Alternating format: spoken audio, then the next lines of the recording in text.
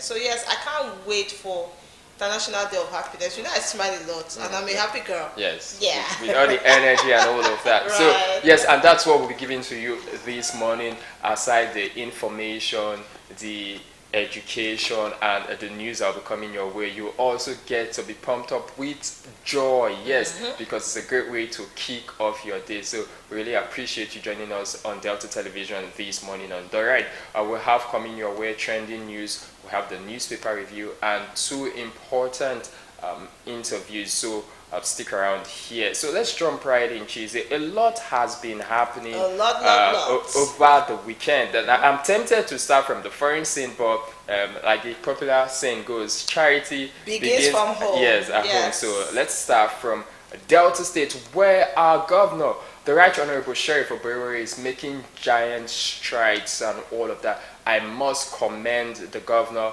a people's governor, a governor who is always on the ground to supervise and ensure that monies disbursed are used appropriately. Now, he has commissioned major projects at the Southern Delta University during the institution's maiden convocation ceremony, marking a significant milestone in its development. Among the projects delivered, a fully furnished Faculty of Science laboratory, equipped with 8 laboratories, 10 engineering workshops, newly constructed male and female hostels, and a Faculty of Medical Sciences complex, all executed by the Delta State government to strengthen academic and research capacity. Our Feminist Administration's commitment to human capital development, Governor Oberoi also approved additional hostels for medical students, the construction of a Faculty of Law complex, a computer-based testing center, perimeter fencing, provision of critical academic equipment, and a modern ambulance to enhance healthcare support services within the university. The convocation ceremony equally celebrated academic excellence. The overall best graduating student was rewarded with automatic employment and a cash prize of 5 million naira, while other first-class graduates received 1 million naira each. The gesture underscores the administration's more agenda and strong commitment to nurturing talent, rewarding excellence, and advancing quality education across Delta State. Now, this is a very good one. Yeah. Our governor is very intentional. Yes, last week I was talking about dwelling on this story, and we commended the governor how the best graduating student was living with a prize of 5 million naira. Like I stated last week, it's a good thing because when you see reality TV shows and see some talent hunt and all of that, the prizes, the that ultimate prize, yes, it's very mouth-watering. But when we see mathematics competition, English competition, by the way, 50,000, yes, very paltry. yeah. So you hear people say things like school na scam and all of that. But with what the governor has done, he has made learning attractive, and that's what we need in an era such as this, in an era where technology, AI, they are the order of the day. You need to encourage and draw the younger generation to invest in education. Now, I'm not just limiting it to formal education. They need to be educated and learn something. Now, the governor has done this. Now, when universities, polytechnics in Delta State, they were converted to universities, people were asking questions. Some campuses like DOU converted to it's a university on its own. Then the Polytechnic becoming Southern Delta University. People were like, all these many universities. Then there's also the University of Agbo.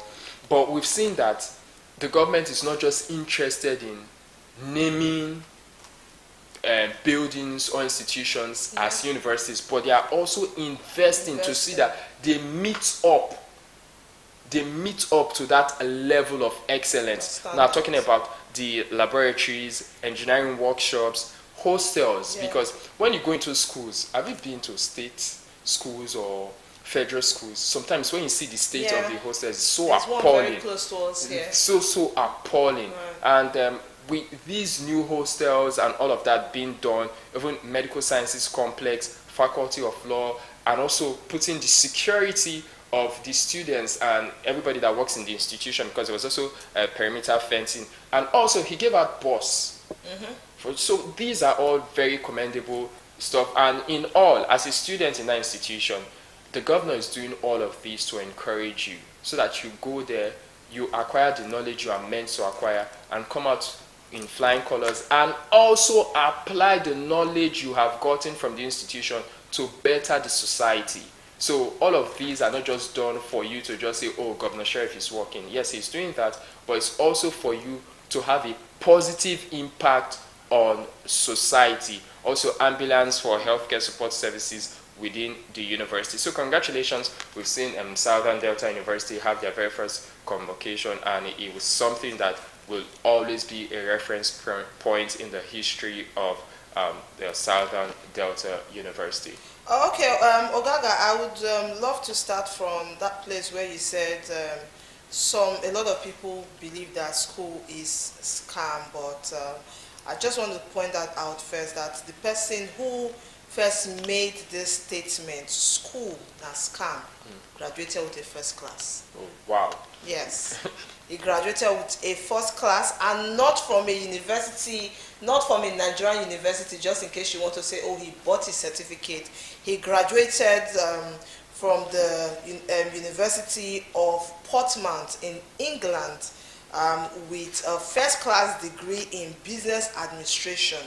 So you see, the person who said school is a scam has a first class. So that can only tell you one thing. It's not true. Yeah, so yes, education, they say, is key, and you need education at all time. But yes, at the same time, I want to say a big thank you to the governor of Delta State in person of Right Honorable Sheriff Oborowori for always being a very intentional leader. But again, from this, I think what we should take out from, because one problem we have in Nigeria is maintenance culture. So now, in his benevolence and in his kindness, he has been able to give them the necessary things needed for any standard school to operate. And he has also made a conducive environment for the students. So one, you don't have any reason to say you are failing, because he has created a conducive environment. And then the cash prize as well is very watery. So you don't have any reason to say you don't want to study or you will not read. But at the same time, I truly want to beg the students and management to have or imbibe a maintenance culture, so that now looks like this is the second set. This is the first set of people who are convocated. First convocation. Yeah, so the next persons who are coming, please do not try to vandalize the facility, because sometimes, especially when it comes to government property, people do not take care of it because they believe that, oh, it's not my father's property, so why should I take care of it properly? So yes, please, I would advise that the students and of course the workers, administrators also try to imbibe the maintenance culture in that school. But yes, kudos to the students and kudos to the management of that school. Now moving on, our governor is still on the news for the best reasons. Now, in another development, Sheriff Oborowori, our governor, our own working governor, has been honored with the Leadership Action Award by the Center for Convention on Democratic Integrity in recognition of his administration's commitment to peace, justice, and the strengthening of public institutions. Now, the award presented in Asaba underscores Delta State's consistent progress in promoting accountability, reinforcing institutional framework, and advancing the principle of sustainable development, Goal 16, which focuses on peace, justice, and strong institutions. Receiving the honor on behalf of the governor, his deputy, Sir Monday Onyeme, described the recognition as a clear validation of the administration's governance model built on due progress, transparency, and institutional reforms under the MORE agenda. Now, Governor Sheriff Oborowori dedicated the award to the resilient people of Delta State, noting that this serves not only as an honor but also as a renewed call to further deepen peace, security, and inclusive development across the state. Now, Gaga, I just really want to say that this is wonderful. When you do well, it's good to get a pat on the back. Yeah. So I definitely want to say that our governor deserves these awards. And from last year, even to this year, our governor has been packing awards. I have to say packing because they are a lot. I also remember that on the 13th of February, he was also given an award in Lagos, Echo Hotel. I remember I was also given an award. So he has been on the spotlight for the right reasons. And another thing that I want to say is that the works are obvious. It's there. We are all seeing it. It's not audio work. We are all seeing it. And one thing I love about our governor is when you give him an award, you can see him doing more. So you see that more agenda that he carved out for himself, it's exactly what fits the state. So I want to say kudos to our working governor, and thank you for having the hearts of your people at heart. I think that's how he said, right? Yes. Well, for the governor, like you stated, he has his, when he came into office, he had his goals set out for him in the more agenda, because when you in that report, it says that he was recognized for his commitment, his administration's commitment to peace, and that's one of the major goals he had. And the E in more is enhanced peace and security. So we've seen meaningful development. During the weekend, I was in Warri, and I was having a conversation with a church member over there, and the person was asking, he was like, okay, how is it in Asaba? Is the development is it like this? Yes. So it was like, how is the development like? I said, can't you see it in Warri? It was like, no, we can see it, but is it like this also in Asaba? Yes. So first of all, that's to tell you that in Delta Central, they are feeling it and they can see the work, because I've not been to Warri in a while. I think the last time I went to Warri, that was August last year. And I knew that the DSC roundabout axis, it was being worked on, flyover and all of that. But when I got there during the weekend, I saw it had changed. It had changed. Yeah. So progress has been made. I think the reason why your friend asked that question is that sometimes when you have a particular governor from a particular area, most times there are tendencies that governor wants to develop his place. Yes, he actually quoted that. So when I asked him that question, you mentioned the name of a governor. I was like, okay, when this person was in power, it was just in a particular region and all of that. Yes. And I said, actually, that work is being done here. One of the things I actually pointed out was the drainage system that is being worked on here in Asaba, because we know how Asaba, those persons have been in Asaba for years. We know it can be during the rains, how flooded it can be. Yes. And that was one of the projects that the governor has been on in recent time. Yes, billions of naira into it. So we can see that drainage is being worked on so that the waters can be channeled out of the state capital, the capital territory and all of that. So we can see meaningful development, opportunities forward from the MSMEs and all of that, realistic reforms being put in place and enhanced peace and security. So kudos to the governor. And what is being said is that one of the things that it says that truth is that every wise person knows that when they are either spoken of highly or they are given an award, it's not just a recognition, it's also a challenge for you to do more. To do more. Hey! Yes, I almost felt like speaking in tongues, but I just remember I must say. Alright, so let's move away from that and let's go to one of the stories that I actually wanted to start with, but I just needed to start from home because, like Chizzy said, if someone is doing well, it's good to also give them a pat on the back. Because it's actually their responsibilities. That's the truth. Let's not take it away from them. But you came into power to serve the people. Yes, but we've seen governors who didn't do it's also necessary because even as a father, if you pay your child's school fees, you don't need your child to tell you thank you. Right. But if the child goes ahead to say thank you, it does something to you. Yes, and you'll be ginger to pay the school fees early next time. That's so right. Now let's move to the Middle East, and a lot of things has been happening, specifically Iran, the US, Israel, and now Iran has extended it to other countries, Bahrain, Iraq, Qatar, the UAE, and all of that. But back home, how it affects Nigeria. Now, the federal government has called for calm and restraint in the Gulf region following rising tensions triggered by coordinated military strikes by the United States and Israel on Iran.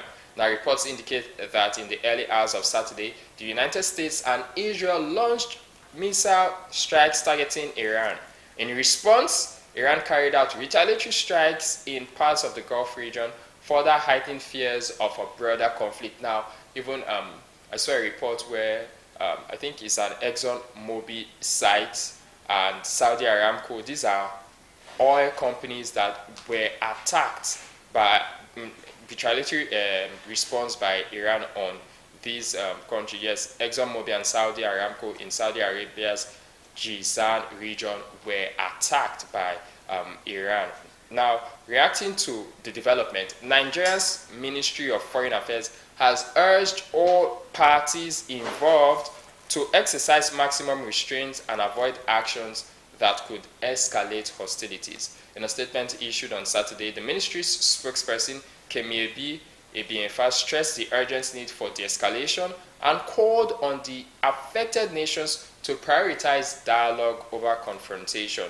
He affirmed Nigeria's commitment to international law, urging strict adherence to the principles of the United Nations Charter and the International Committee of the Red Cross-backed Geneva Conventions, particularly in response of sovereignty, territorial integrity, and a peaceful resolution of disputes. The federal government also welcomed confidence-building measures, mediation initiatives, and constructive engagement among stakeholders, emphasizing that peaceful resolutions remain the most sustainable path toward collective security and shared prosperity in the region. Now, they released a security advisory that was on Saturday as well, and they were advising Nigerians in those regions, in Iran and neighboring countries, that they should not move to try to stay as much as possible from government facilities and flashpoints, and if your movement is not important and urgent, you should just better stay indoors and stay away from the windows. So now, while they are calling for calm and for a de-escalation of all of these, protests has erupted in northern Nigeria by Muslims over the killing of Iran's supreme leader, Ayatollah Ali Khamenei. Now, we know that the supreme leader, it has been confirmed that one of the strikes killed him. Now, Nigerians in the northern part of the country, they are protesting his killing. Oh well, in my opinion, we have freedom of association and all of that. But I think that Nigeria is already plagued with a whole lot for us to be protesting supreme leader of Iran in Nigeria. I understand the affiliation, religious affiliation, because when a country like Iraq, also they've declared 3-day mourning for Iran's supreme leader, Ayatollah Ali Khamenei. So, but I'm just saying that all of this... It won't help us as a country. I'm just saying all of this should be done in an orderly manner, and I also call for de-escalation. Now, we're not only calling for de-escalation in the Middle East, but we now need to start calling for de-escalation in Nigeria, and I hope that with the security operatives' help, it can be properly managed. The protests can be properly managed. But in all of this, I would love to say that the sovereignty of every nation should be respected. It should be respected. Let's try, and with all that is happening now, we have the Russia-Ukraine war that in last month, it was the 4th anniversary. Thousands of lives lost already. Now we're seeing US, initially it was Israel, the Gaza Strip issue and all of that. Now we're seeing US, Israel, and Iran. So we don't know where Iraq's stance will be and all of that, but like most foreign ministries have called for, also called that, they told the line of dialogue. Well, Ogaga, I just want to address the part of Nigerians trying to join in solidarity. I'm not against any religion, neither am I against anybody mourning, but the truth is, as a country, we're already going through a lot to add more tension.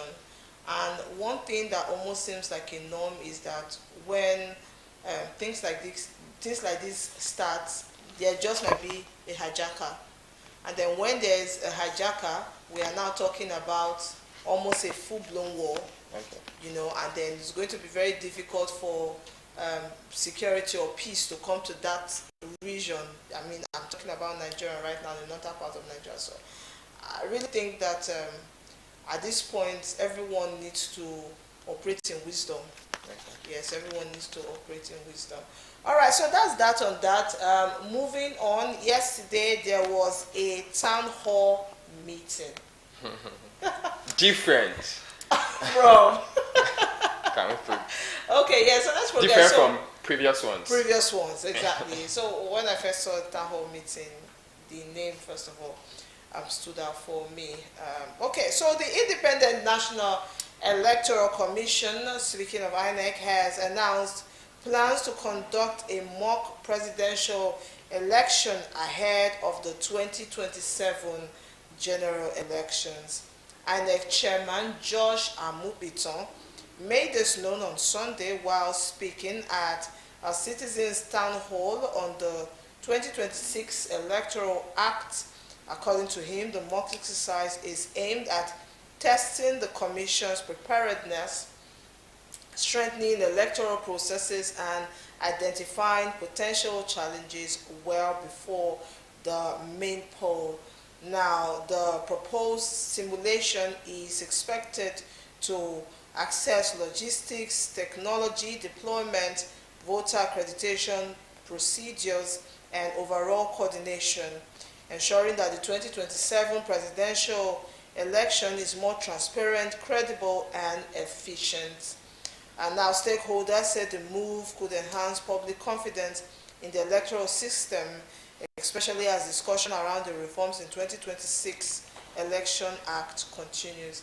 Now I watched that yesterday. It was more than 3 hours. Yes, I think that ended around to 11, if I'm not mistaken.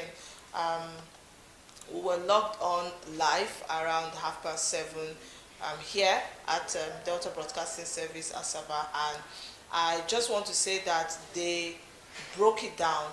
So yes, they actually did a good work educating, and the anchor as well was very specific with his questions. Now, one thing we should know is that Nigerians have lost hope. So no matter how we say, oh, get your voter's card, even those that already have their voter's card are still discouraged, because we know what played out, talking about the delays and the unnecessary dramas that happened despite the promise that was made to us. In fact, the anchor yesterday said INEC is very unstable, and he went further, to crack a little joke that, oh, my brother is a doctor. If INEC was human, I would have told my brother to treat INEC. So it was quite funny, but I think it's something that we should take seriously. People have lost hope in the system, but we want to regain that hope. So we want transparency. So I truly hope that the INEC can, prove us wrong this time. That's what we're hoping. So yes, that town hall meeting yesterday was really different from others, and it was definitely worth it. So we only look forward to what is going to happen in the coming weeks and months. I think we have 300 and I cannot remember, 300 and something days before the elections. So yes, we are definitely hopeful.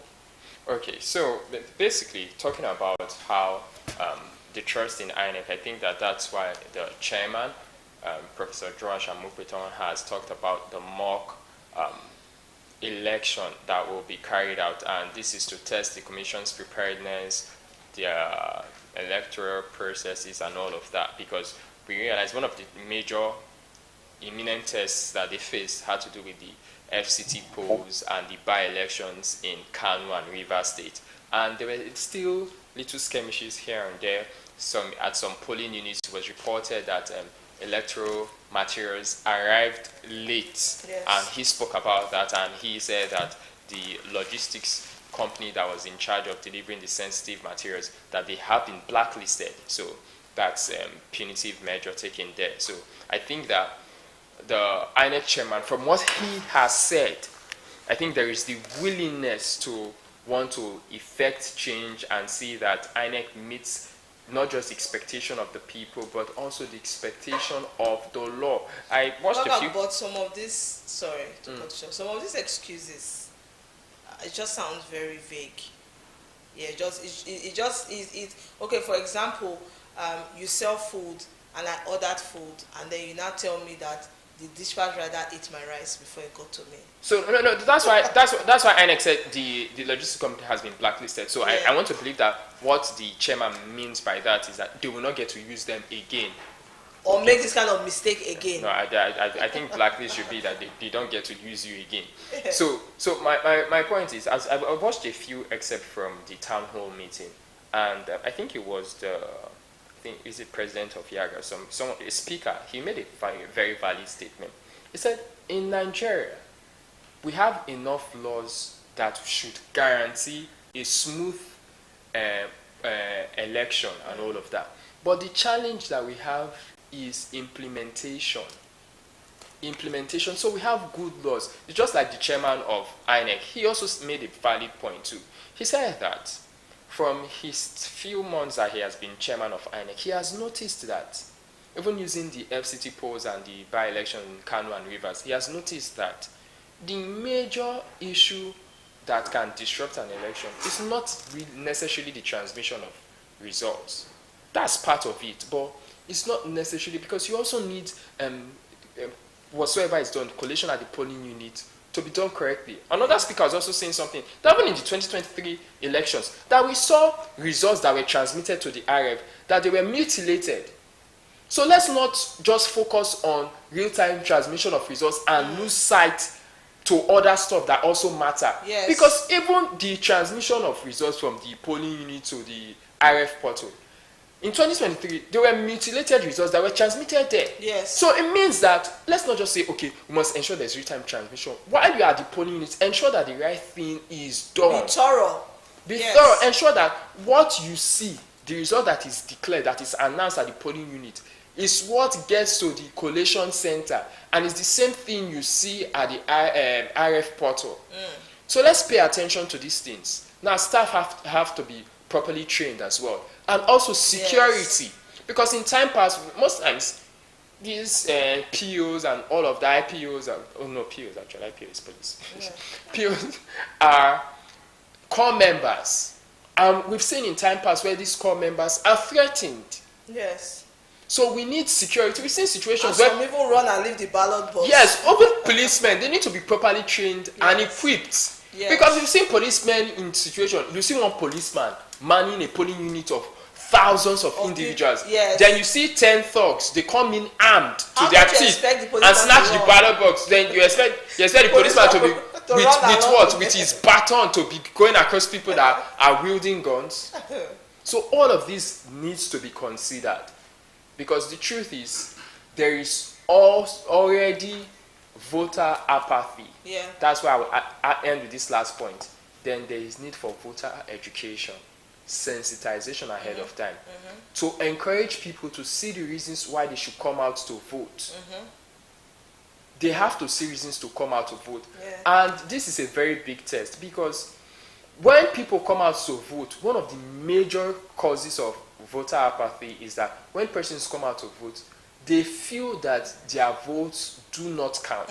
So INEC has to find a way to make the process very transparent, so that even if the candidate I voted for loses, I will believe that the person did not actually win, because the process was very transparent. Yes. So when we get to that point, then voter apathy will be mitigated to a very large extent. So that's it on our trending stories this morning. We'll go on a short break, and when we return, we'll review the dailies for today. Please stay tuned.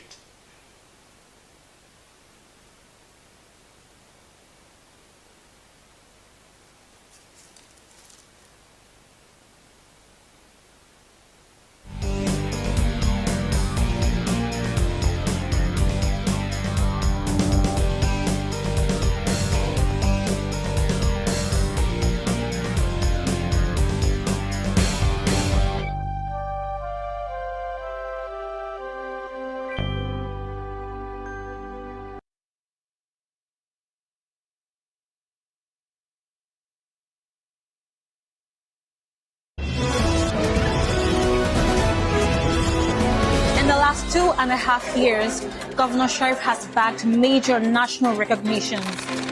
An affirmation of what many has described as a result-driven administration. In one word, describe Governor Sheriff Oborowori's leadership style. Result-oriented. People-centered. Visionary leader. Compassionate to his people. It's all encompassing. It's a performance. Outstanding gentleman and administrator. The #1 performing governor in the country. This year, the momentum continues. On the 12th of February, 2026, the Delta State Governor yet again stepped into national spotlight, receiving the prestigious Leadership Award for Governor of the Year. And barely 24 hours later, we're at the commercial capital of the nation, where the very scholarly editors of New Telegraph, having critically analyzed the impact of the Oborowori administration, have conferred on him overall Governor of the Year.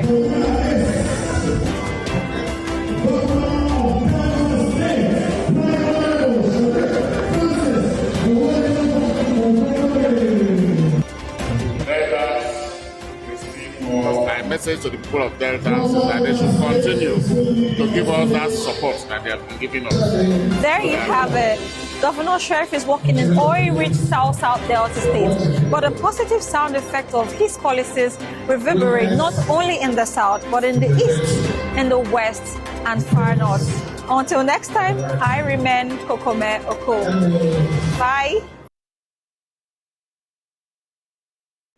Like I tell you, very soon, electricity for Delta State, it will be one of the best for Nigeria. Obukobo, stop, you don't start. Calm down, you get what I don't tell you before when you don't tell me now. Say this year, 2026, they go complete the DSA roundabout flyover for free. More they watch what I go happen now. Sure, why not go happen? This year just a start now. The construction of the DSA roundabout flyover for free is already 98% complete. You sure? Yes. Governor Sheriff they drive to modernize urban infrastructure so that it go ease traffic congestion across key metropolitan. You mean metropolitan corridor? Yes. You know, say me an English not like this. Well, I not go like Governor Sheriff they do well because I know of some communities where they say their expectations, I mean their dreams, has become a reality. You will talk something about electricity. Our governor, Right Honorable Sheriff, he done this set to add 120 megawatts to the national grid. Oh boy, this one go boost Delta State energy capacity. Delta State Health Insurance Scheme expanded between 2023 to 2025, becoming Nigeria's largest state health insurance scheme. While Oborowori no go clinch double honors as Governor of the Year 2025. Governor Oborowori don't remember Kokori Sweet Crudo with 12 billion naira road rehabilitation. I know, a 35.32 kilometer road for Ethiopia East local government area. 150 primary healthcare centers under renovation and upgrade across the state. This road intervention where Governor Sheriff they do so, now practical demonstration of the Governor Sheriff opportunities for all where they more agenda. Particularly communities where those suffer neglect for years. Governor Sheriff they work with the CM Brought to you by Delta State Ministry of Information.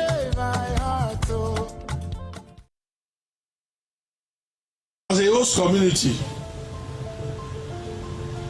try as much as possible to guide your utterances. No company can be intimidated. The companies are also urged to keep to their social responsibility, the corporate social responsibility. I always say it, keep to it. If you keep to the corporate social responsibility, no host community will hold you ransom.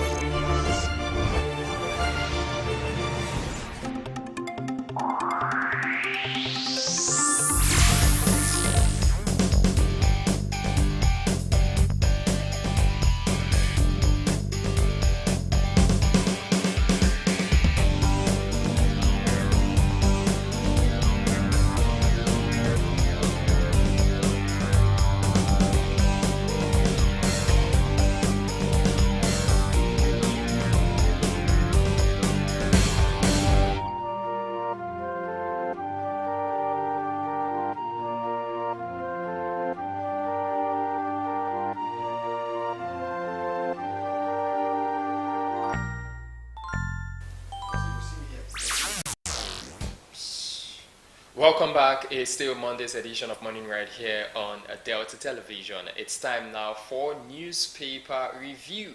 We have for you The Punch, Daily Independent, New Telegraph, Daily Sun, The Guardian, Vanguard, Daily Trust, The Nation, and Nigerian Tribune newspapers. Let's start off quickly with The Punch newspaper. The major headline here says, 2027 polls won't be 100% perfect.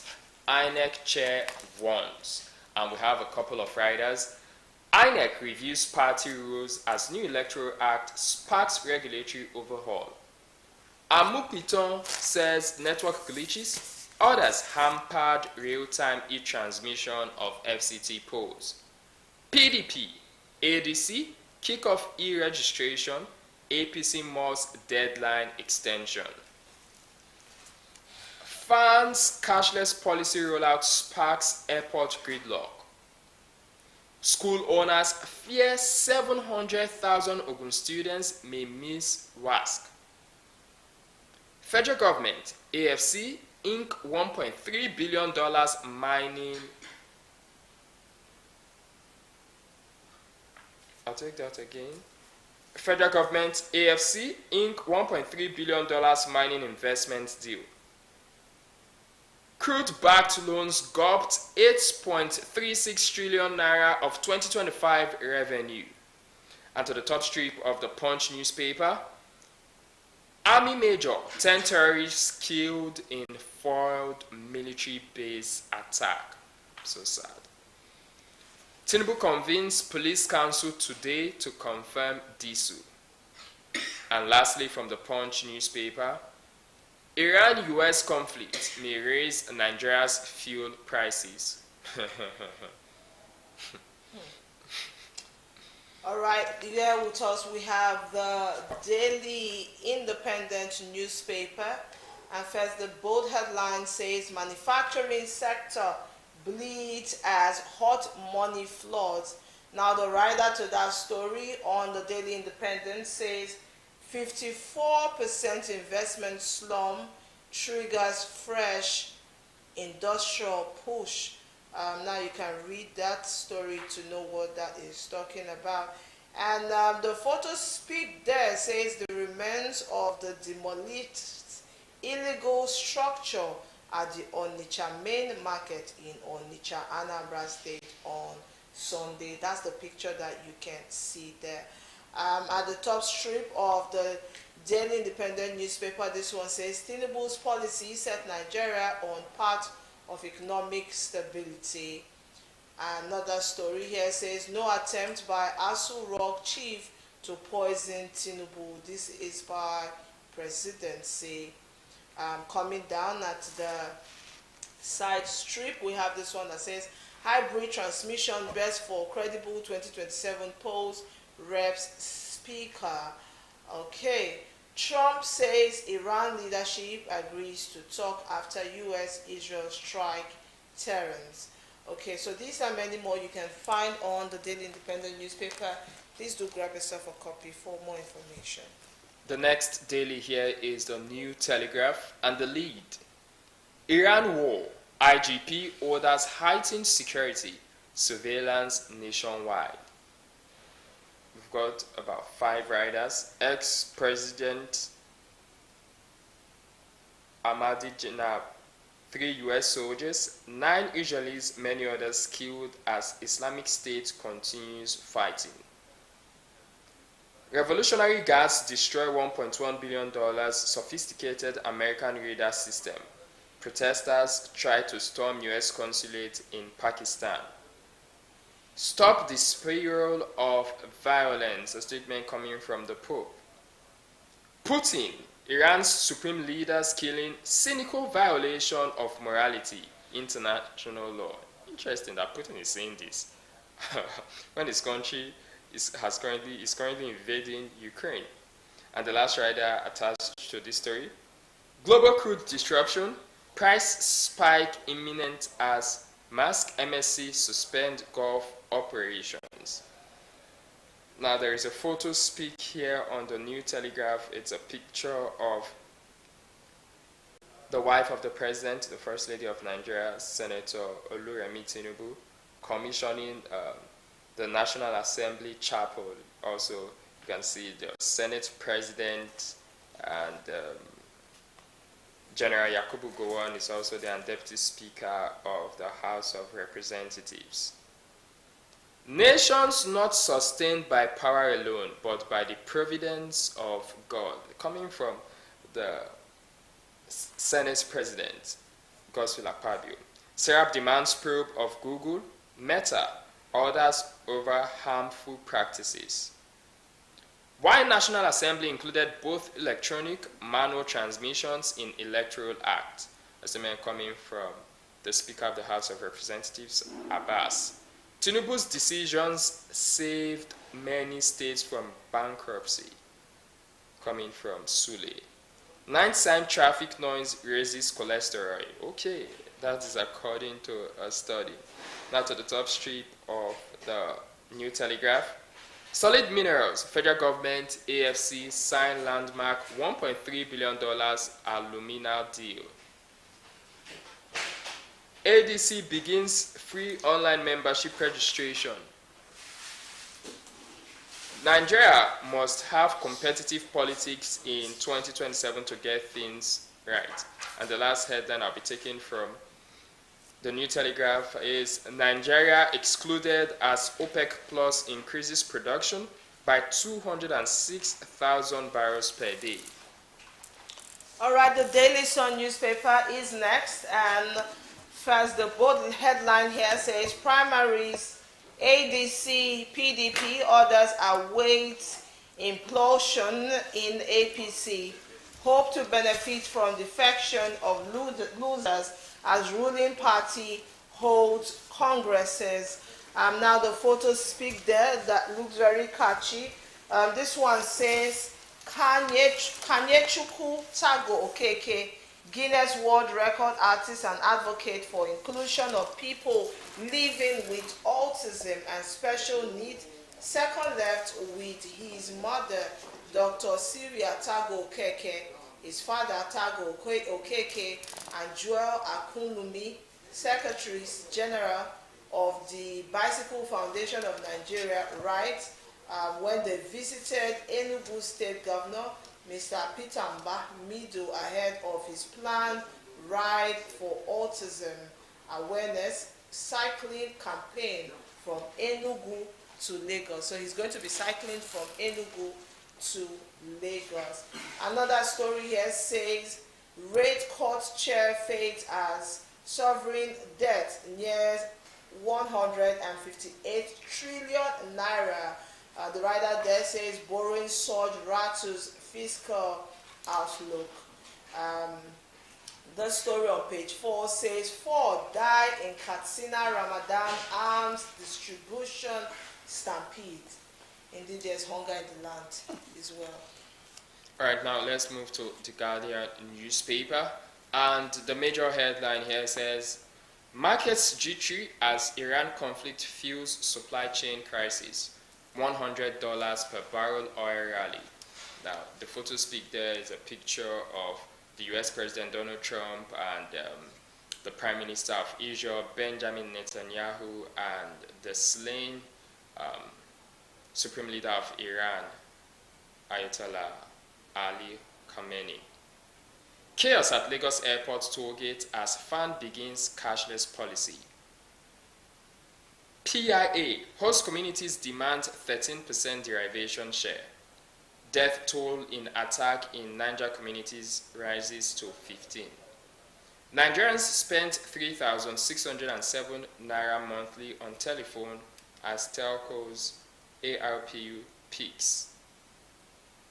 INEC plans mock presidential poll as Abbas defends hybrid result transmission.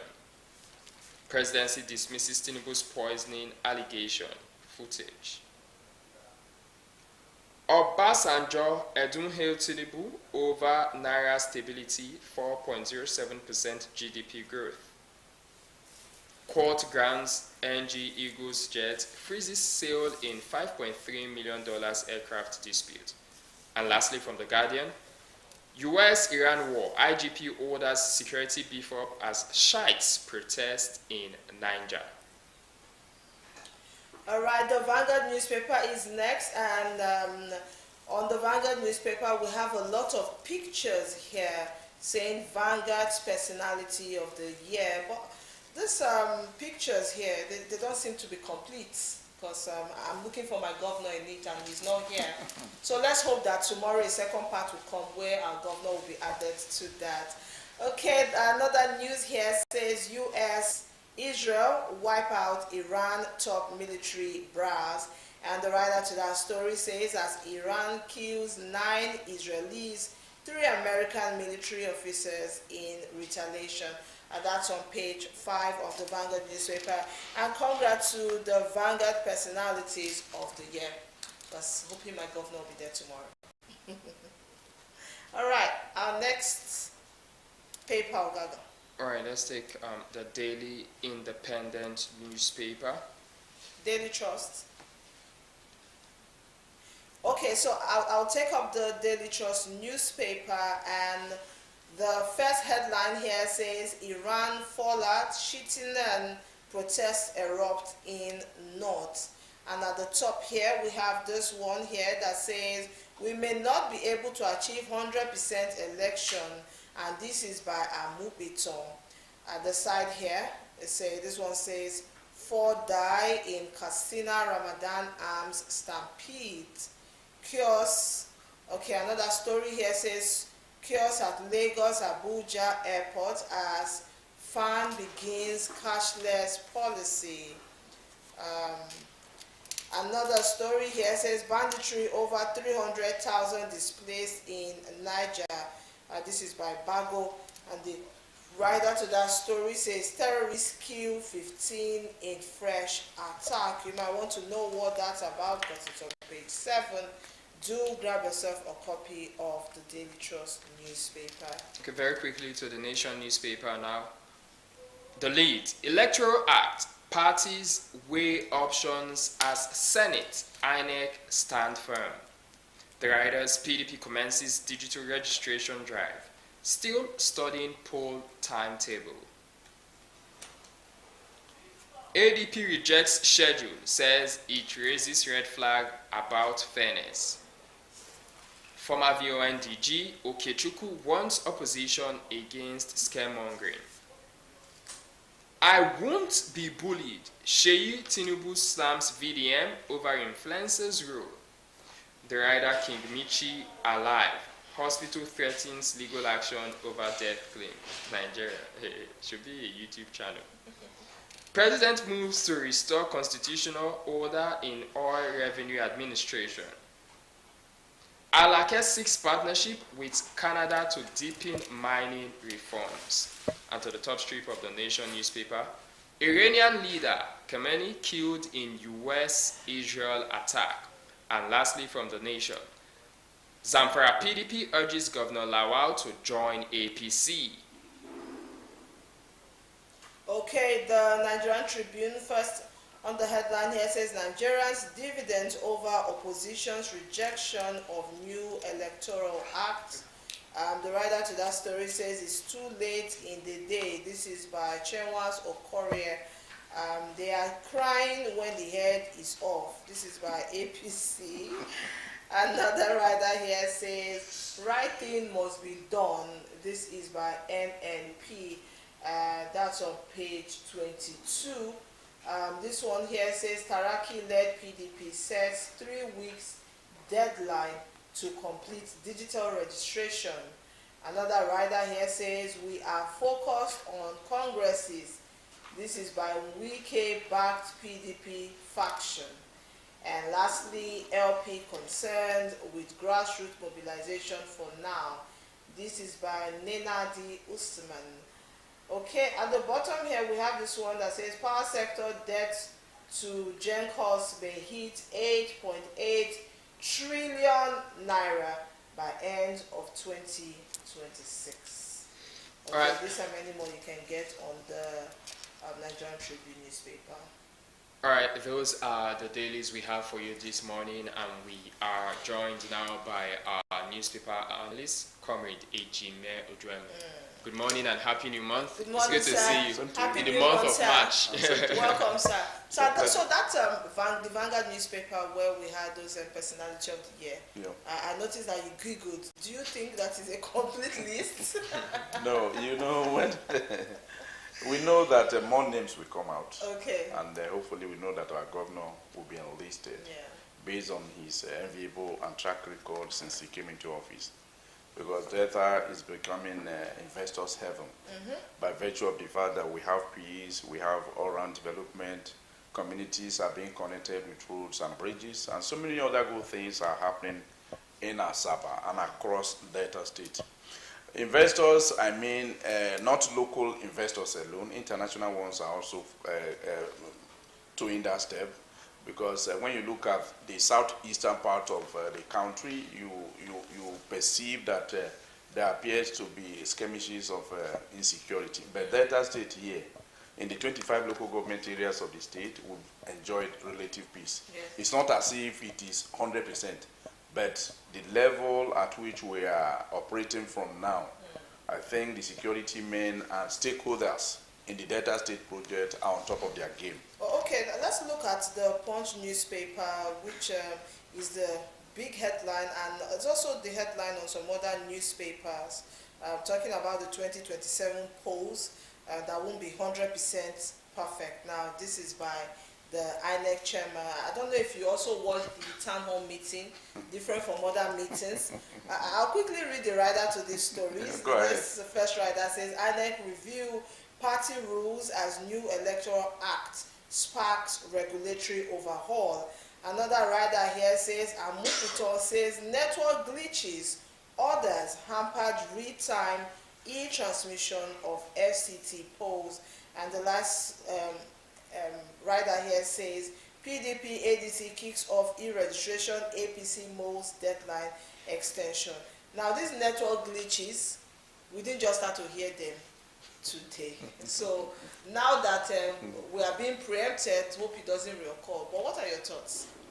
To me, the town hall meeting. Yes, away from the town hall meeting, I will just speak generally about the much anticipated 2027 general elections.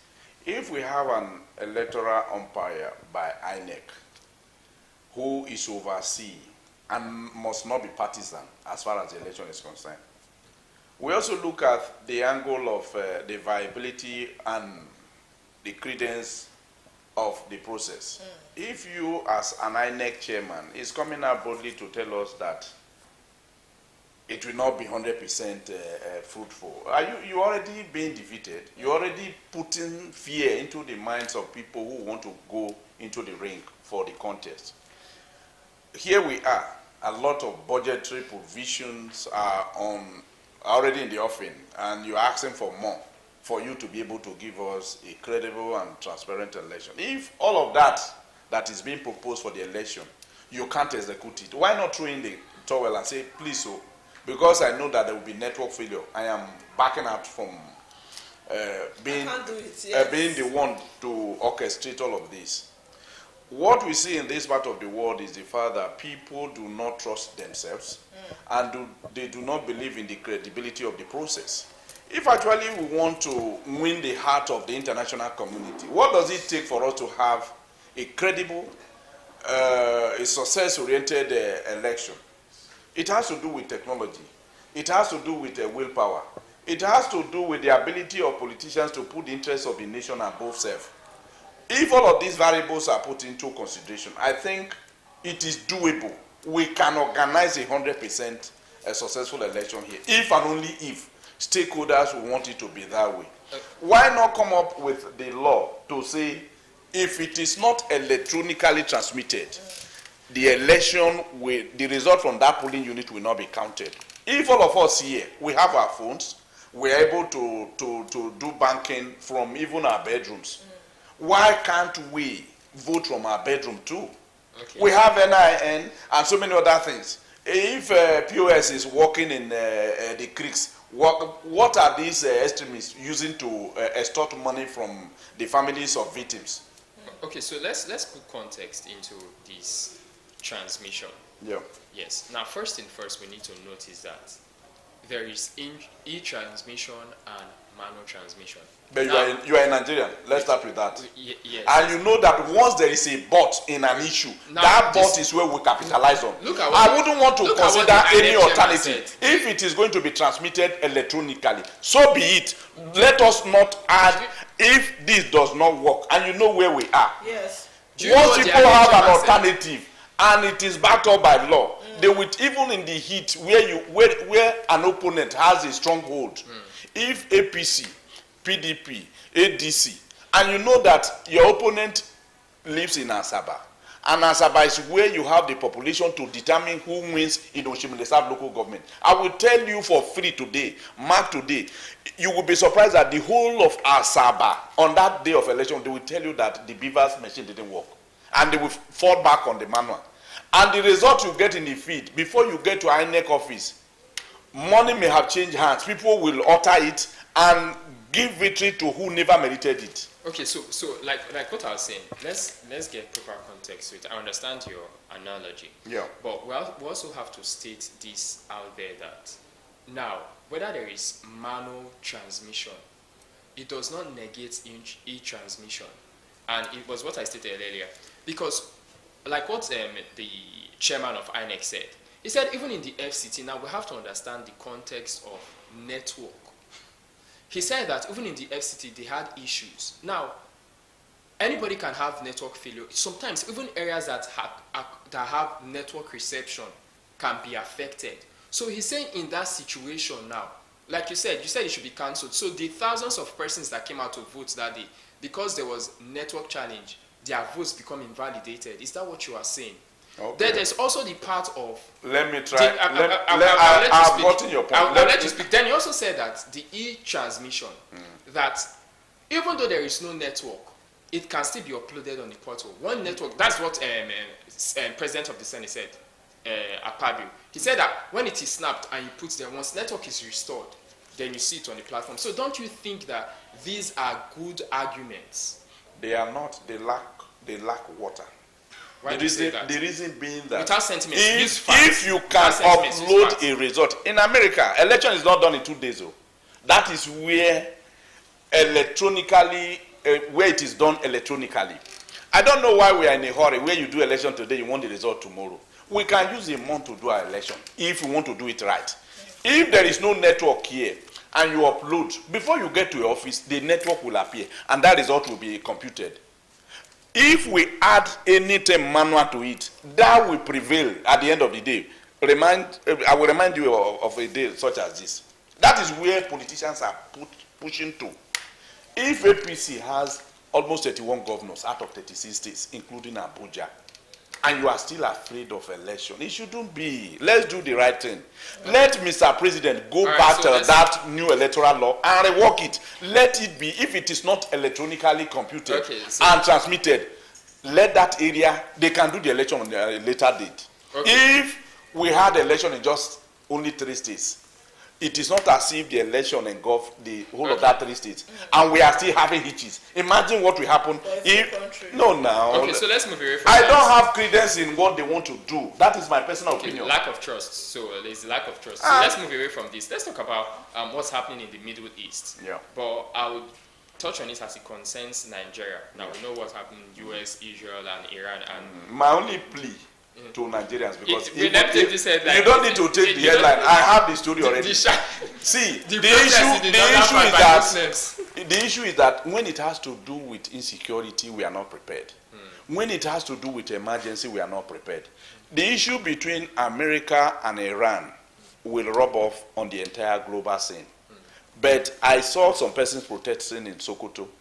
I want to rule out my people from Abavo out of that protest. If America want to visit Nigeria, let it be in that area, because we are not prepared. What are we protesting for? Exactly. Extremists have been able to adopt our children in their numbers. Nobody is protesting. It shows you how bad some of us are, how connected we are to these bad eggs that are making the world ungovernable for rulers across the board. So the issue of America and Iran is a time bomb that may even engulf the whole world. But one thing I must tell you here today is that the price of commodities will show up. Yes. Because we are a consuming nation. We are not producing, and we rely on others for survival. What we need to do now, you, myself, and everybody, we should start stocking our houses with the little resources we have in our hands, because the cost of living is going to triple. And you know that if it is tripled abroad, you know that in Nigeria here, because of our level of wickedness, we will show it up to high heavens. There are also reports that even the price of fuel might also go up.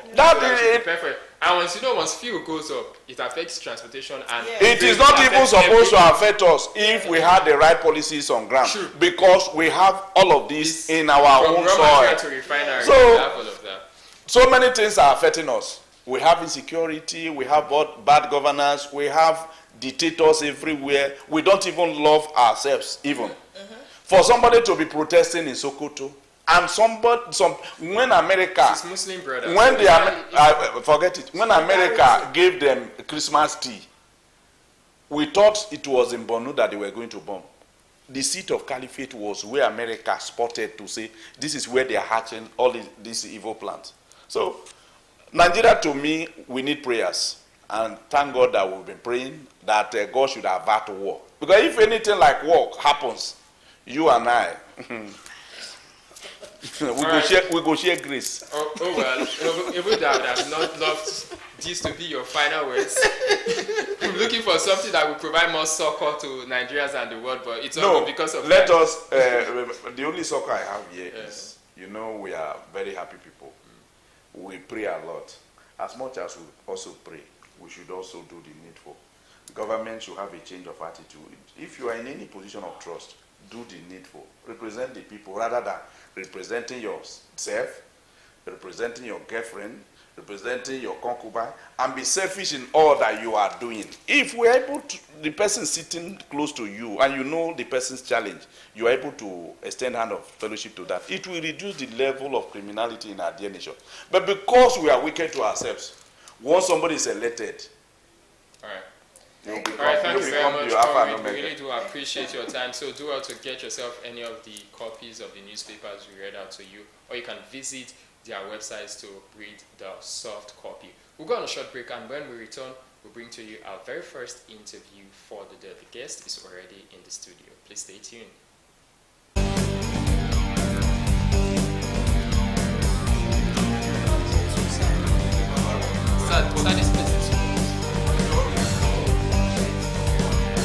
Okay, Mutu. Look at.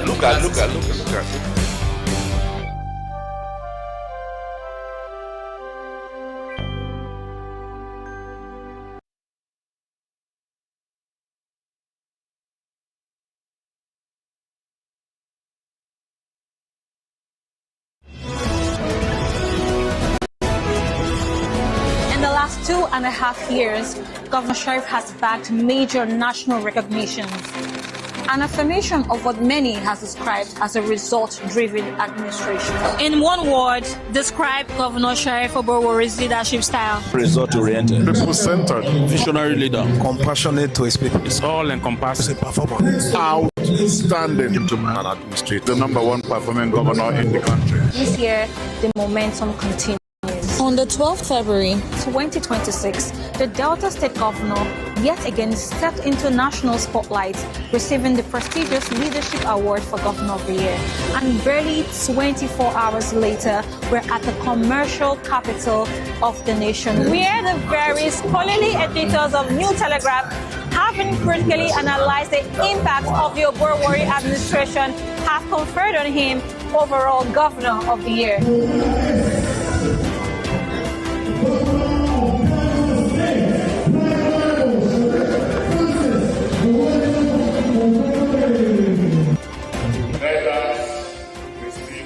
My message to the people of Delta is that they should continue to give us that support that they have been giving us. There you have it. Governor Sheriff is working in oil-rich South Delta State, but the positive sound effect of his policies reverberate not only in the South, but in the East, in the West, and far North. Until next time, I remain Kokome Oko. Bye.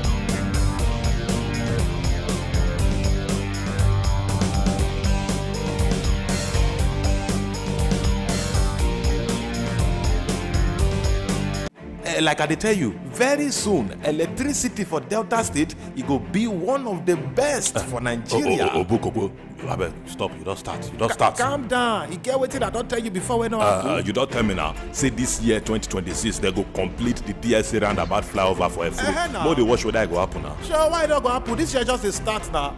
The construction of the DSA roundabout flyover for free is already 98% complete. You sure? Yes. Governor Sheriff they drive to modernize urban infrastructure so that it go ease traffic congestion across key metropolitan. You mean metropolitan corridors? Yes. You know, say me in English not like this. Well, I not go like Governor Sheriff they do well because I know of some communities where they say their expectations, their dreams has become a reality. You will talk something about electricity. Our governor, Right Honorable Sheriff, he done this set to add 120 megawatts to the national grid. Oh boy, this one go boost Delta State energy capacity. Delta State Health Insurance Scheme expanded between 2023 to 2025, becoming Nigeria's largest state health insurance scheme. Why Oborewori no go clinch double honors as Governor of the Year 2025? Governor Oborewori don't remember Kokori Sweet Crudo with 12 billion naira road rehabilitation. I know, a 35.32 kilometer road for Ethiopia East local government area. 150 primary healthcare centers under renovation and upgrade across the state. This road intervention where Governor Sheriff they do so, now practical demonstration of the Governor Sheriff opportunities for all where they more agenda. Particularly communities where those suffer neglect for years. Governor Sheriff they work with the CM Brought to you by Delta State Ministry of Information.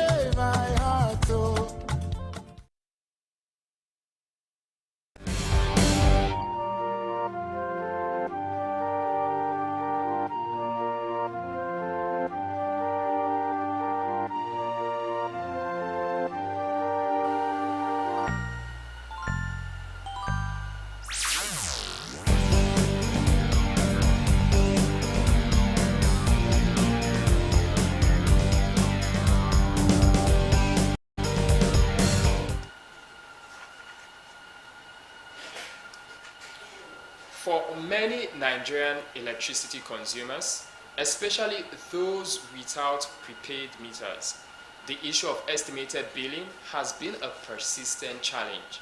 Bills are often calculated based on assumptions rather than actual consumption, leading to complaints in inflated charges, opaque billing practices, and disputes between customers and distribution companies, popularly known as DISCOs.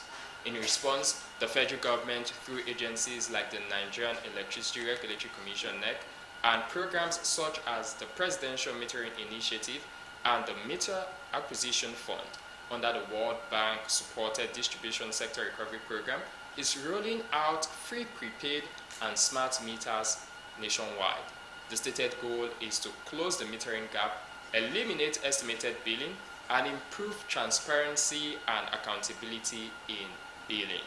This interview aims to explore the policy rationale, implementation challenges, expected outcomes, and stakeholder perspective on ending estimated billing in Nigeria through the free metering initiative.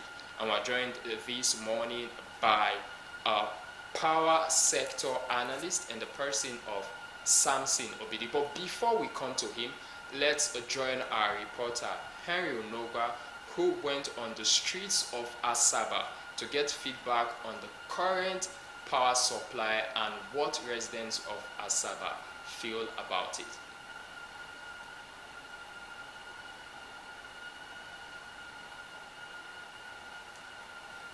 Many residents say electricity supply is irregular, with some area going days without power, while supply, when available, lasts only a few hours. We don't have lights. Our light, maybe they might bring it under 15 minutes, they will take it. See, after 3 or 4 days, they will bring it again.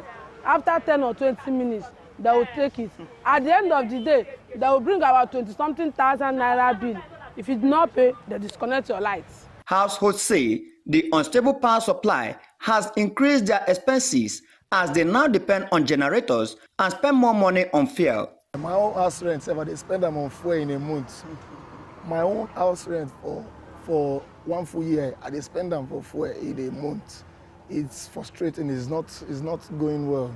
Business owners say the power supply has slowed down their work as the high cost of running generators reduces profit and sometimes forces early closure, adding that many now see solar as a better option. Ever since I came to this shop, the light here is zero, and I've been paying for light for the 2 shops I have here, but I'm not seeing the lights. Even in the place I'm staying, the light is low.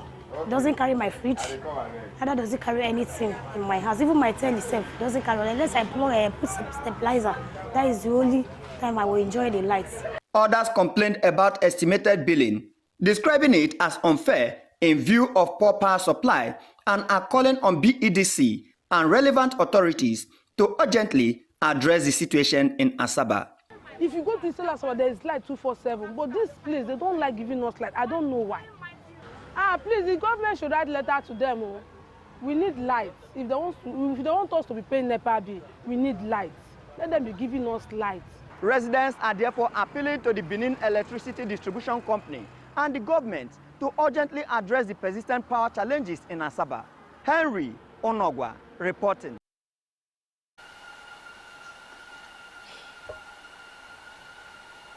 Okay, that report was put together by Henry Onogwa on epileptic power supply. Like I stated before, that report we have in the studio Samson Obidi, a power sector analyst. Good morning, sir. It's good to have you. Good morning, sir.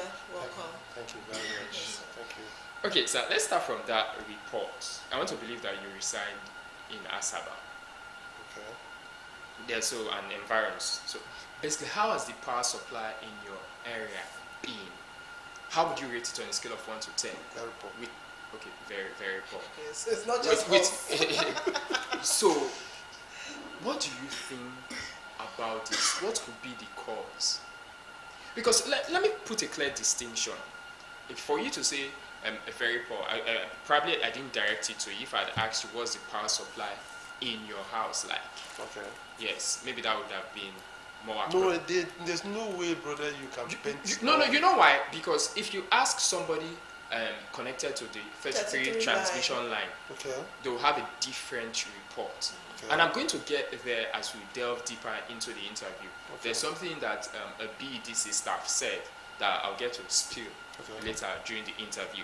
So now, with what is happening, how do you put that side by side? Because now you talked about the power supply in Asaba and environments as very poor. You rated it as very poor. Now, how do you put that, juxtapose that with estimated billing? Considering the fact that I was having this conversation with somebody, that was last week. I was like, thank God I use prepaid meter, because I can imagine the frustration I would have going through the month of February with epileptic power supply. Then maybe I'm slammed with a bill of 30,000 naira or 50,000 naira, even if it's 5,000 naira. Yeah. So how do you juxtapose that with estimated billing, the power supply and estimated billing? Yes, thank you very much for that question. Even if you try to voice out the frustration everybody is experiencing. Now, once you mention estimated billing and you talk about supply, that alone is something in the power sector that I call it is a crime. Yes. Estimated billing is yes, illegal? Yes. No, that's what I'm saying. That's what I'm trying to say. It's a crime because in the actual sense, what is power supply? I'm expected to be served. You give me supply, I pay for what I consume, isn't it? That's how it's supposed to, and that's how it is all over the world. Once you hear a service provider and a customer, not a consumer, this time in the power sector we have what is called consumers and customers. Customers are the ones that are paying. The one you don't pay for, you consume electricity. You don't pay, we'll call it, you're a consumer. then that one alone is another crime on itself. We're paying for the yes. one. Yes, anybody who is paying for what it's consuming is a customer. Okay. But if you don't pay, those people that don't pay for what they are consuming, we call them consumers. Okay. Yes. So what are those that overpay for what they are using? How? How do you mean? When they give you an estimated bill that you fine. That is why I want us to dissolve this word estimated bill. Is it supposed to be in the first place? No. So anybody that I introduce ab initio, this word estimated bill do not do us good at all. Okay, so at the moment there's the lights or there's the power supply that's not coming constantly, and now we're talking about free metering initiative. What is the main objective of this free metering initiative? I was going to land on what I was saying before about this estimated bill. Okay, so yes, and then yes, when you give people estimated bill, it means that there's a lacuna, there's a gap in your operation. I have supplied you electricity and you've not paid me. Why have I not paid? You said I have paid, but because I don't have the measure. What you measure? That thing you call is a counter, that meter. Yes. Yes. When this sector was unbundled, I've said this here severally. One of the issues, one of the conditions given to the discos was, please, when you go to the street, when you take over, make sure you provide meters. Okay.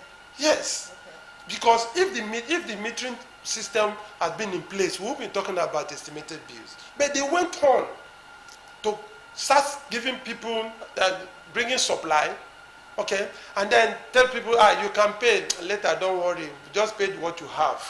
That has accumulated over the years, and it's been a major problem because, one, they've not been able to even supply to maintain our take back.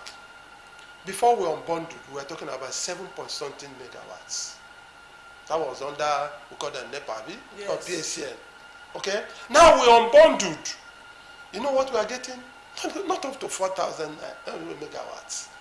Can you see the difference? The essence of unbundling the system was to make sure that investors come in and let us improve on what we have. But rather, we are now going back to even minus. Let me use that word. Okay? So that has been a problem. And because of that, the service providers were let just, can I say government? We call our regulators are the government, where you say NEC or whatever you call them. They did not put their foot on ground to ensure that these guys are monitored. They enter the street asking people to pay for what they do not consume. That's why I call it a crime. You cannot tell me to pay for what I do not consume. That's the essence of estimated bills. And let me just explain this word estimated bill.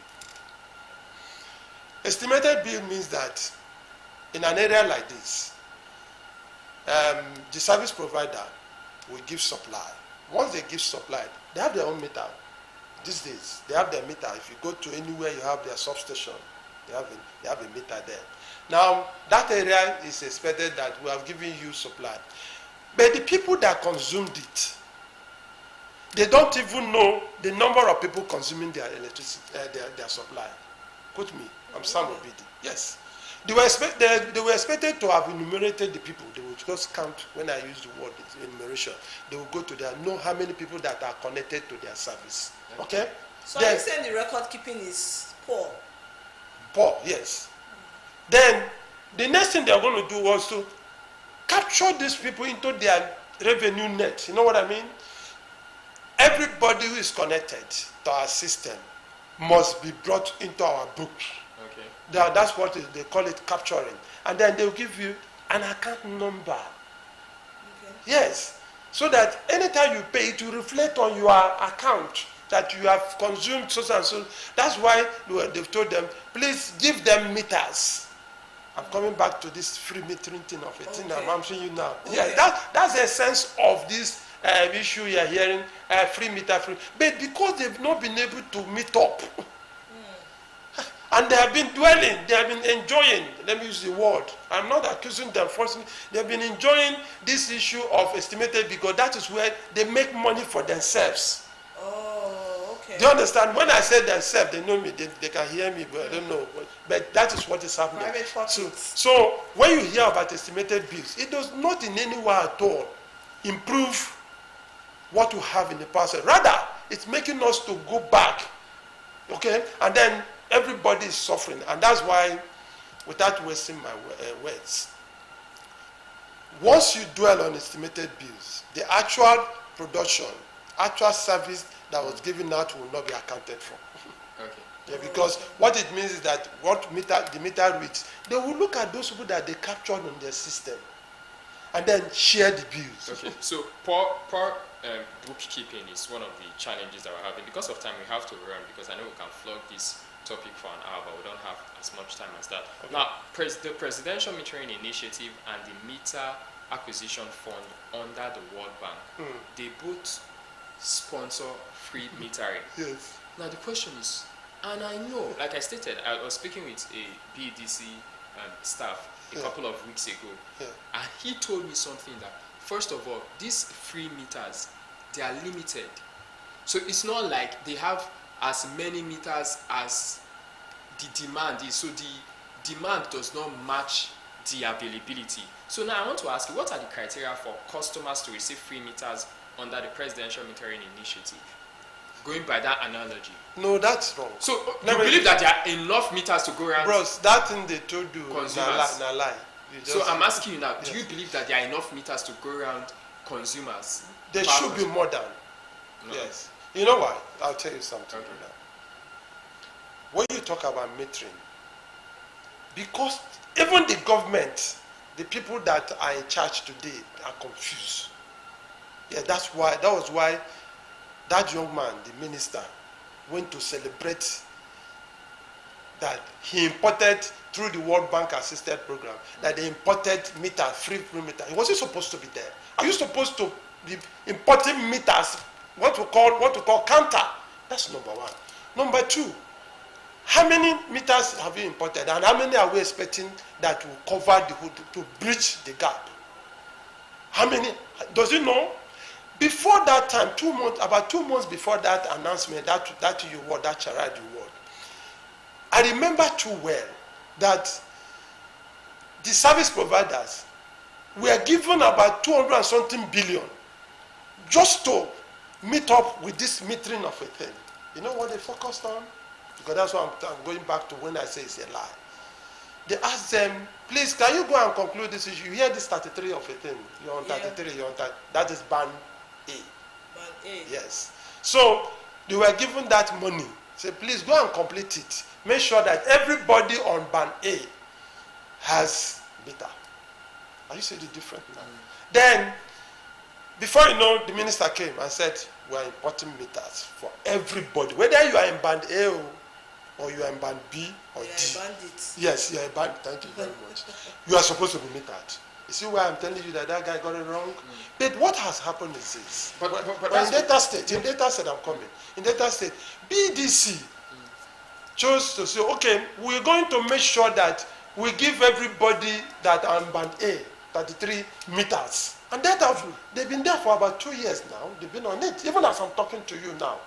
You see where there's this problem. So does that not make you want to believe that there are unavailability of meters? There's an unavailability of meters because if the meters are readily available, so why aren't they giving them out?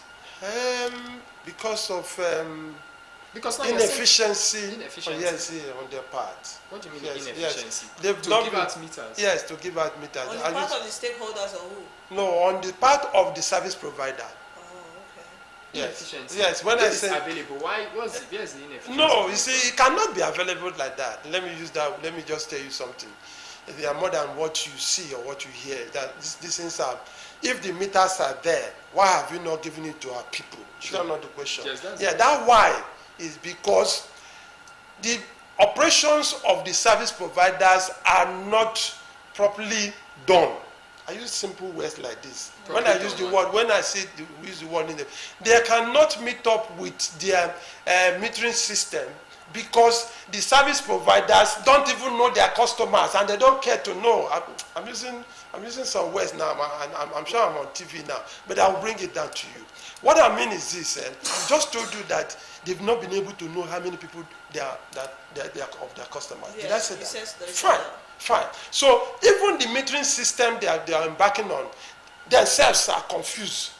Because one, remember that once they've been enjoying, I used that word before, they've been enjoying estimated billing.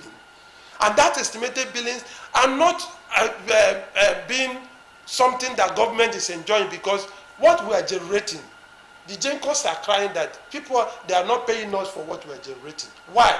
Because they are generating. You know, power is something they don't store. Yeah. So it is when you generate, they pay for it. Okay?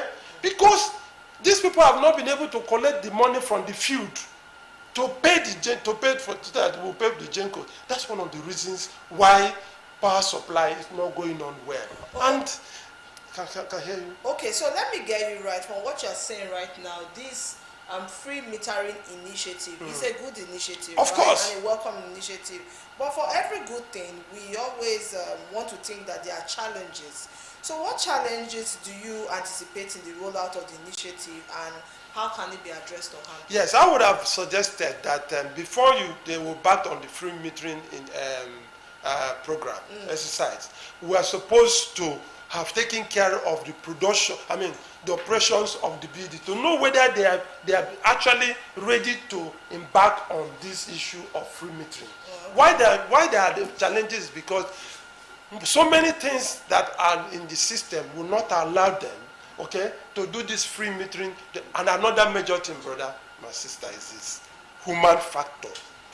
Because we are corrupt, I'm going to hit here, because we are corrupt, that is why we cannot operate seamlessly. If not, what does it mean? If you are giving me supply, please give me meters. And that was the contract they signed. I mentioned it here before, that in initial contract they signed was that we are going to give meters to everybody. But because they've not been able to meet up, federal government is now coming to say, let us give them meters. So where is the problem coming from? The head, the tail, or the body? All of them from down there.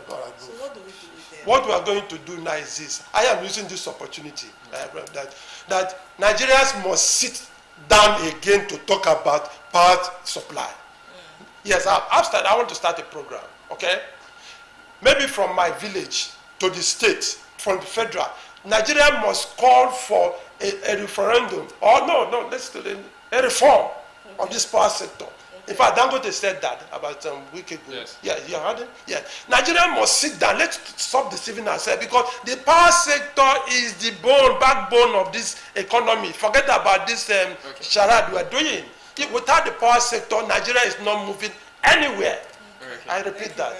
Okay, so this is a good place to end it, but I'll just ask you a question straight to the point. Okay, well, now, I don't know, you must have seen the trending video when the president was campaigning in 2023. Yes. That if he does not meet and make power steady, that he should not be voted in. By your assessment, do you think that the president, based on that statement, deserves a second term? No, because he said that we should not vote for him, so it's left for us to vote for him in or out. Is the power sector improved? Okay, thank you very much for your consistency. When you started, you said the power supply was poor, and you ended with this statement. Because Sam Obidi, a power sector analyst, thank you for giving us your thoughts. You need to know that ending estimated billing is more than a billing reform. It is central to rebuilding public trust, accountability, and fair revenue recovery in Nigeria's electricity sector. So, from stakeholders to distributors and consumers, let us all, he said, customers, let's all play our role to ensure that Nigeria has adequate power supply and it is properly funded by the customers. We'll go on a break, and when we return, we'll bring to you our last interview on today's edition of The Morning Ride. Please stick around.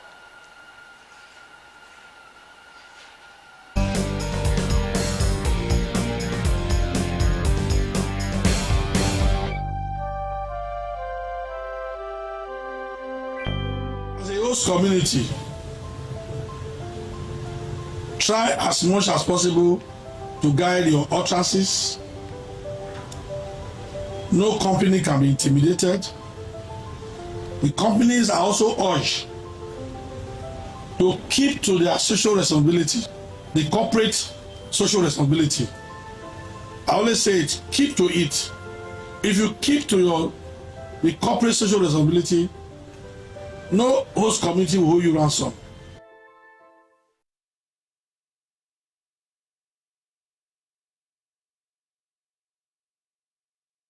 Like I dey tell you, very soon electricity for Delta State it go be one of the best for Nigeria. Obukobo, abeg stop, you don start. Don start. Calm down, e get wetin I don tell you before wey no happen. You don tell me now, say this year 2026 they go complete the DSA roundabout flyover for Efuru. No dey watch whether e go happen now. Sure, why e no go happen? This year just dey start now.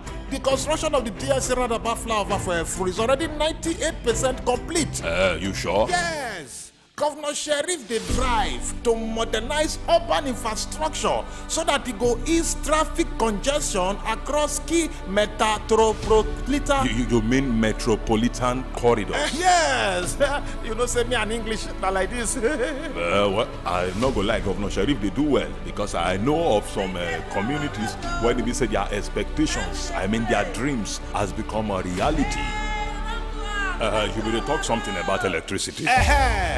Our governor, Right Honorable Sheriff, he don dey set to add 120 megawatts to the national grid. Oh boy, this one go boost Delta State energy capacity. Delta State Health Insurance Scheme expanded between 2023 to 2025, becoming Nigeria's largest state health insurance scheme. While Oborewori no go clinch double honors as Governor of the Year 2025. Governor Oborewori don remember Kokori Sweet Crude with 12 billion naira road rehabilitation. I know, a 35.32 kilometer road for Etiop East local government area. 150 primary healthcare centers under renovation and upgrade across the state. This road intervention wey Governor Sheriff dey do so na practical demonstration of the Governor Sheriff opportunities for all wey dey more agenda. Particularly communities wey don suffer neglect for years. Governor Sheriff dey work with the CM Matter. Brought to you by Delta State Ministry of Information.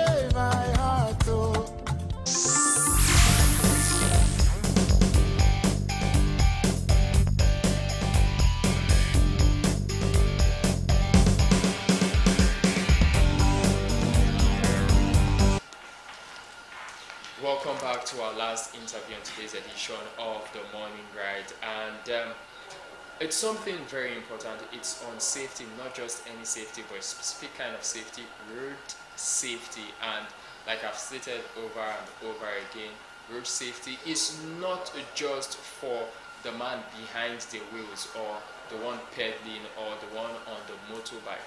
Even a pedestrian needs to know about road safety. But today's topic is centered on preventing road crashes, what every driver must know. And to enlighten us this morning is the Sector Public Education Officer, Deputy Route Commander Uchenna Nnadika. Good morning to you. Good morning. It's good to have you. Good morning. Thank you very much. Good morning, viewers, and welcome to the program. Yeah. So you said something about your promotion. Is it very recent? No, it was last year. It's not recent. It was last year. Well, congratulations. Congratulations. Happy New Month to you. Thank you very much. Happy New Month too. Yes. Now let's talk about safety on the road. Like what road drivers and everybody, what every driver must know. Now, first of all, tell us what road crashes are and who can be perpetrators of road crashes. Road crashes could be, other terms for crashes could be accident, what we refer to as accident. Even though we don't really like referring to them as accidents, we like calling them crashes. Is there a particular reason? Of course, accidents are termed to be like something that just occurs out of the blues. Okay. But we prefer using crashes because they are man-made. They are human factors, particularly because when you look at the causes of road traffic crashes, you find out that the human factor takes up about 80%, compared to mechanical and environmental factors. So yes, and crashes, of course, road crashes are the crashes that occur on the road. It has to do with vehicles and humans and what have you, on the road. So of course, that's what road crashes are. Okay, so there are night driving and there's the daytime driving, but a lot of persons will tell you that the night driving is more dangerous. What makes it more dangerous than the day driving? Oh yes, a lot of things come together to make it more dangerous. One, when you drive at night, there is poor visibility. You know, you can your sight can only go as far as the lights of the vehicle can carry you. You understand? And of course, when a crash happens, to get rescue also becomes difficult, because most times you also find out that help becomes very difficult at night because it's a lonely road. Yeah. Most times you find yourself in that kind of scene, where there is a crash. And of course, other vehicles do not even want to, because of the security situation, they don't even want to bother to know what happened. They are all about going for their own business. So you find out that help becomes difficult, when crashes happen. And of course, you also find out that people tend to speed a lot more at night because of how free the road can be, and reaction time becomes a bit difficult, because you rarely see dangers, because like I said, there is poor visibility. It's no longer day. Of course, when it's daytime, there is natural light. Yeah. But at night, you are limited to the extent to which your light can carry you. So should we also blame this on the lack of good street light? Because if we were in a country where things were working in terms of street light, can we also confidently say that night driving is more dangerous than day driving? Should we blame it on the lack of street light? No, you can't, because like I told you, it's not just one factor. There are a lot of things. You also find out that even drunk driving is more frequent at night. There are a lot of things. Tiredness too, fatigue could also cause crashes at night. Though of course you know that our bodies are natural. So once it's between 12 to 5 a.m., you find out that your body naturally wants to rest. Shut down. Yeah. So these are the reasons. Okay, so from your statistics now, it shows that it's as though more road crashes occur at night compared to daytime. No. Okay. Actually, road crashes occur more in the day. Okay. However, the impact is more deadly at night. Okay. The severity is more deadly at night. It's more at night, because like I told you, even before help comes, the person must have passed on. Do you understand? But when it's daytime, there is quick rescue. There is quick response to all of those things. Could this be that the frequency happening at daytime, could it be that because the road is usually busier during the day? Of course, yes. That's why it's more. Because there's more vehicular movement in the day. Okay, for some Nigerians who may be wanting to be adamant and still travel at night, they might just want to know what are the most common causes of nighttime accidents. I've already mentioned them earlier. One of the reasons is sometimes you also find drunk drivers, and sometimes you also see that the glare of lights, from other drivers who use maybe high beams and all of that, carelessly, could also affect you, because some of those things tend to blind people's eye temporarily for, like, let's say 2 to 3 seconds, which is enough to cause a crash. And some people also have bad eyesight, but they don't really want to accept it. That's why they blame their vehicle. Sometimes they blame their vehicle that their vehicle can't, their light is no good, and they tend to go and add, they tend to go and add lights, all these extra lights to their vehicles and all of those things. And you also see some people, like I told you, you cannot really cheat nature.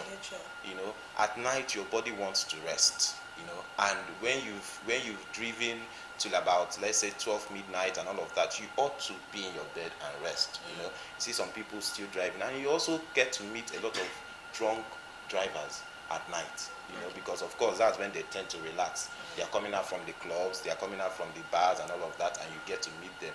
And all of these things have their own bad situations at night. When you meet a drunk driver, he's not even, most times he's overconfident, most times he has poor judgment and all of those, and it culminates into crashes on the road. So now you talked about the beam lights. Now, what are the correct ways to use high beam and low beam lights? Okay. Because some drivers are just show-offs with their lights. Oh, of course, yes. And some, I think that, in all fairness, they are ignorant. Very ignorant. They don't even know that the high beam lights can blind the opposite driver. So what is the proper way to use this? That's why we say you ought to be a defensive driver.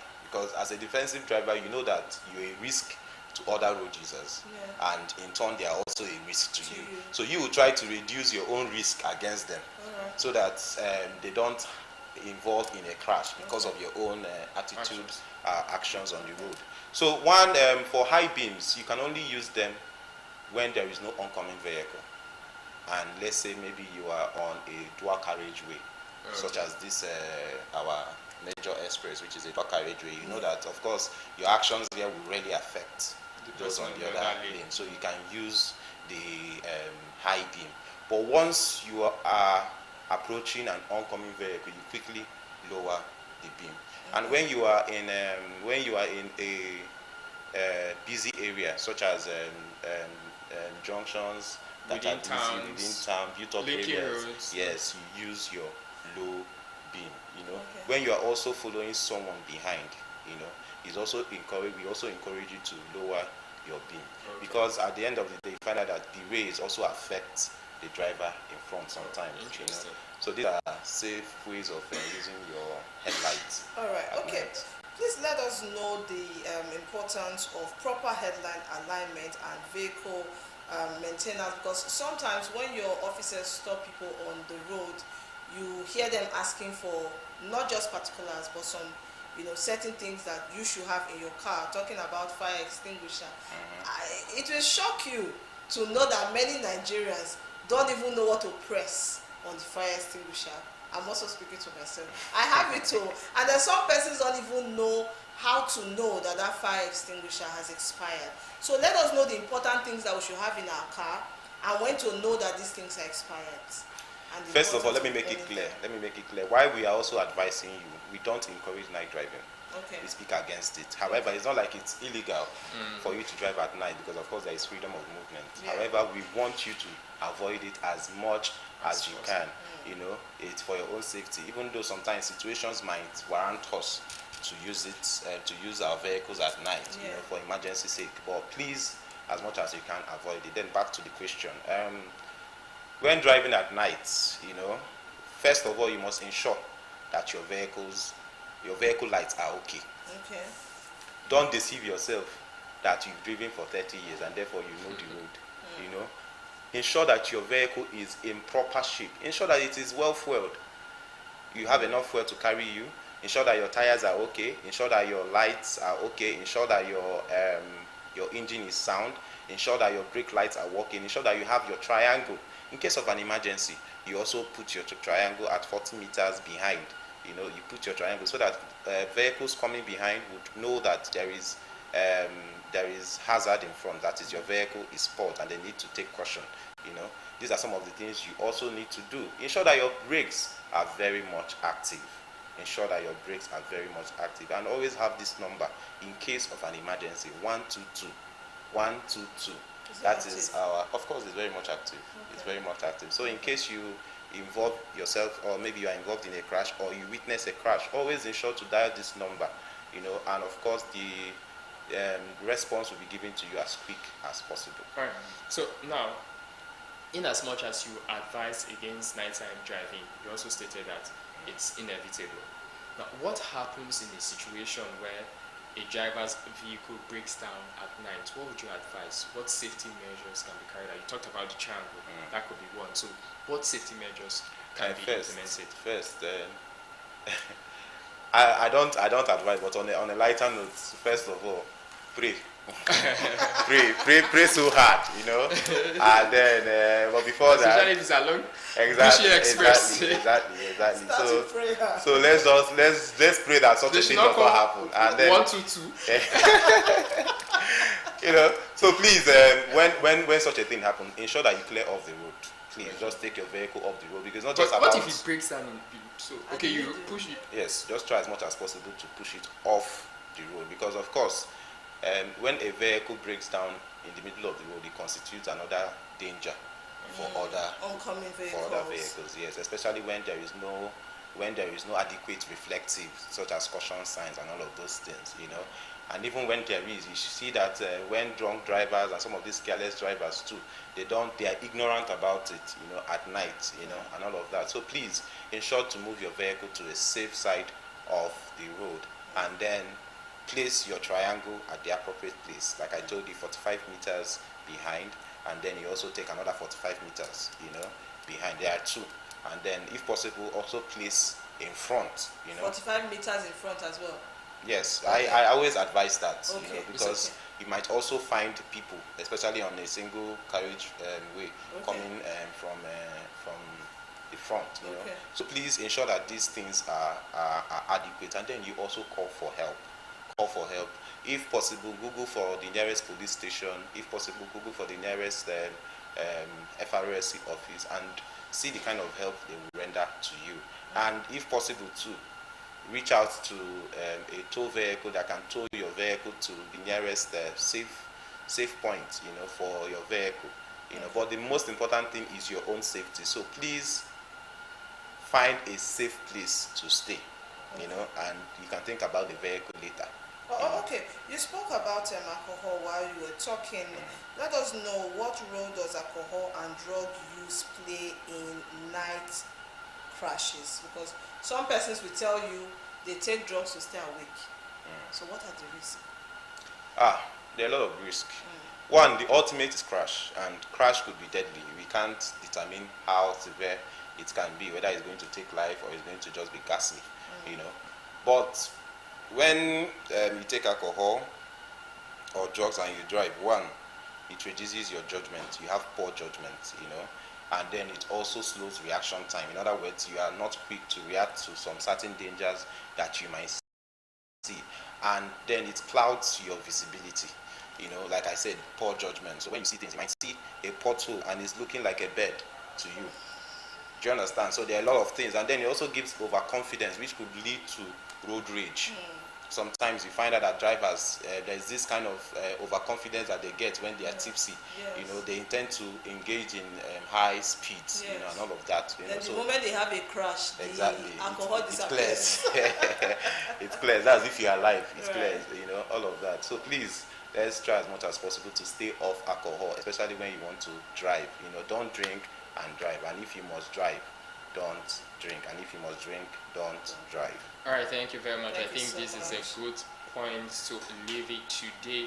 Thank you very much, Deputy Route Commander Uche Nadika, Sector Public Education Officer, for sharing insights with us and letting us know that night driving, while sometimes unavoidable, it carries heightened risks due to reduced visibility, human factors like fatigue. You also spoke about impairment, and also at this part of the world, infrastructure deficiencies. Now, comprehensive strategies from better public education and enforcement to improved vehicle maintenance and road infrastructure are essential for reducing crashes after dusk. So really do appreciate you for your time, for emphasizing the need of preparedness, alertness, and adherence to safety guidelines that can save lives on Nigerian roads. And we really do appreciate the Federal Road Safety Corps for the work that you guys are doing. Thank you very much. Yes, thank you so much, sir. Thank you. Before we go, Chizzy.